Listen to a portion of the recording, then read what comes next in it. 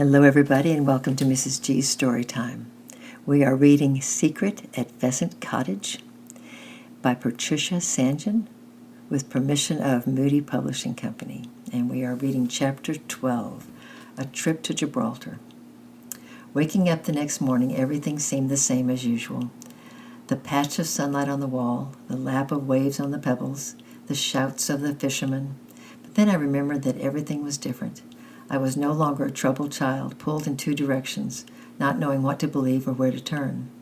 My father looked very tired and pale at breakfast and coughed a lot, but he seemed cheerful and suggested we take a bus down to the coast to the southernmost tip of Spain, where I could see the Rock of Gibraltar and the coast of North Africa, and I could have a swim. I was thrilled, for I loved doing things with my father. He was such good company, and he knew so much about everything. I grabbed my bathing suit and went to the bus stop and bought a picnic at the market while we waited. I shall never forget that day, and yet I didn't know at the time that it was a very special day, because nothing very special happened. We were just happy together. The bus rolled along the coast road with the sea on one side and the vineyards and olive groves on the other, and sometimes a field of sunflowers facing east. No one could tell stories like my father, and he kept me spellbound, telling me about the Spanish Civil War, until the rattling bus lurched around the corner and I gave a gasp. There in front of me lay the sapphire-blue Straits of Gibraltar and the Rock, like a grand old lion sitting in the sea. Across the straits, misty but visible, were the high mountains of North Africa coast. As the bus rattled into town, Dad started telling me about the habits of the rock apes of Gibraltar and the snake charmers of Tangier. It was very, very hot down in the town, so we stopped for ice cream outside of a little cafe where about half of the customers had dark skin and spoke Arabic instead of Spanish. Then we looked at the shops, and I spent a long time choosing presents for Gran and Grandpa. My father sat on a chair in the shop, smoking and half asleep, and did not hurry me at all. Then we sauntered along the water's edge to the beach, and I slipped into my bathing suit and raced towards the sea, dashing into the small waves, falling headlong and striking out towards the deep water. I thought the first cool plunge was the most wonderful feeling on earth. "Don't go too far," shouted my father, and I turned and swam back towards him. I wished he would come in too, but he didn't seem to have the energy. When at last I finished swimming, he had found a shady corner and unpacked the picnic, and I flung myself down beside him, feeling happy and glad to be alive. "Tell me more about that old woman yesterday," said my father suddenly. "She interests me." I looked up eagerly. "She's a nice old woman. She lives in a tiny house on the other side of the eucalyptus trees. She's got a cat and a goat and a whole basket of kittens and a little granddaughter and a Bible, and I have visited her twice." "But how do you communicate? Surely she doesn't know English." "Oh, no. But I told you she's got a Bible and we read it together." She pointed to the word Jesus. "It's the same word in English and Spanish." "I see. What happened next?" "She said Jesus is her amigo."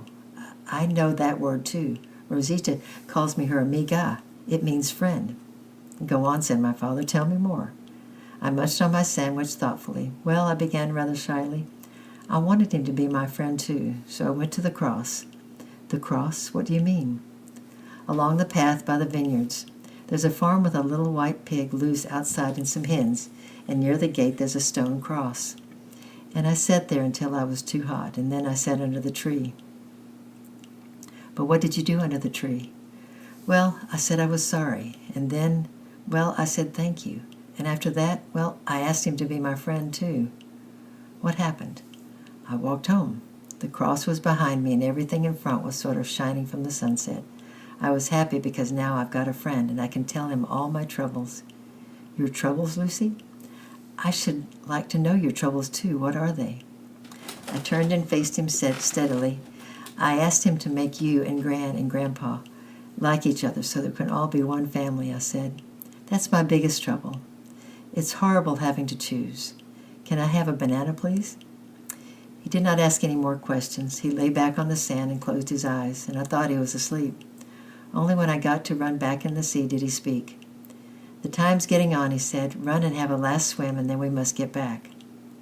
We got on the bus in the cobbled square, and I sensed my father was very tired, and we traveled home almost in silence. I leaned my head against his shoulder and gazed for the last time at the rock, the straits, and the North African ranges across the sea. Then the bus swung around the corner, and they were gone.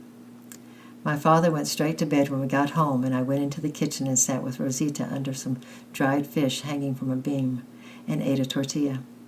It was great excitement because Lola's brother had come from Barcelona and brought a little rubber boat that one could blow up and float on the waves. Pepito and Pedro couldn't wait for the next morning. Their uncle was a large man with shiny black hair who laughed a lot and drank a lot, and we all got very warm and merry. It was quite late when I left them, still celebrating, and slipped into our own apartment. The moon was shining right over the patio, and I could hear my father's rather fast breathing. I tried to tiptoe in without waking him, but he called to me. I'd kissed him good night, and was leaving in the room when he spoke again. "Lucy," he said, if what the old woman told you makes you happy, hang on to it. That sort of thing cheered your mother up when she was expecting you. You may need it one of these days." I asked him to explain, but he said it was time to sleep. I climbed into bed and lay awake for a long time, watching the moonlight on the white wall and wondering what he meant. And on Monday, we'll be reading Chapter 13, An Unforgettable Day. I love you, I'm praying for you, and we'll see you on Monday, Lord willing. Bye-bye.